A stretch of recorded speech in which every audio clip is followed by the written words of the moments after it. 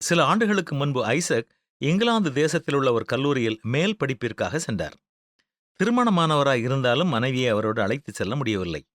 பல மாதங்கள் அந்த கல்லூரியில் அவர் தனியாய் இருப்பதை கவனித்த கல்லூரியினுடைய முதல்வர் ஒரு நாள் அவரை பார்த்து, ஐசக், நீ இந்த படிப்பிற்காக உன்னுடைய மனைவியை விட்டு இத்தனை மாதங்கள் பிரிந்து இருக்கிறாய். உன் மனைவியும் இங்கே வந்து செல்ல நான் ஒரு திட்டம் வைத்திருக்கிறேன் என்று கூறினார். இப்படி முதல்வர் கூறி பல வாரங்கள் ஆன பின்னும் அதை குறித்து முதல்வர் தன்னோடு பேசவில்லையே என்று ஐசக் சற்று ஏமாற்றத்துடன் இருந்தார். திடீரென்று ஒரு நாள் அலுவலகத்தில் இருந்து ஊழியர் ஒருவர் வந்து, ஐசக், உங்கள் மனைவியினுடைய பாஸ்போர்ட் விவரங்களை அலுவலகத்திற்கு கொண்டு வாருங்கள். முதல்வர் உங்கள் மனைவியினுடைய வருகைக்காக காரியங்களை ஒழுங்கு செய்கிறார்கள் என்று கூறினார். ஆம், முதல்வர் சொன்னதை மறந்துவிட்டார் என்று ஐசக் கவலைப்பட்ட நேரங்கள் உண்டு. ஆனால் கடவுளுடைய திட்டத்தின்படி சரியான நேரத்தில் ஐசக்கின் மனைவி இங்கிலாந்திற்கு சென்று வர வாய்ப்பு கிடைத்தது. நமது வாழ்க்கையிலும் கடவுள் நமக்கு செய்வேன் என்று சொன்ன எதையோ நாம் எதிர்பார்த்து காத்து கொண்டிருக்கிறோமா? காலங்கள் இவ்வளவு கடந்துவிட்டதே, கடவுள் மறந்துவிட்டாரோ என்று நினைத்து கொண்டிருக்கிறோமா?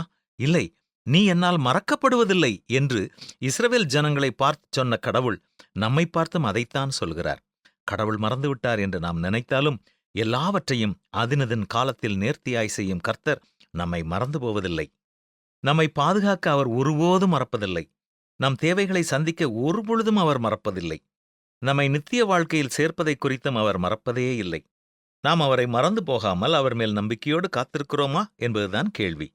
கர்த்தருக்கு காத்திருக்கிறவர்கள் ஒருபொழுதும் வெட்கப்பட்டு போவதில்லை என்பதுதான் பரிசுத்த வேதமும் நமக்கு கற்றுக் கொடுக்கின்ற பாடம். இதை நாம் கற்றுக்கொள்வோமா?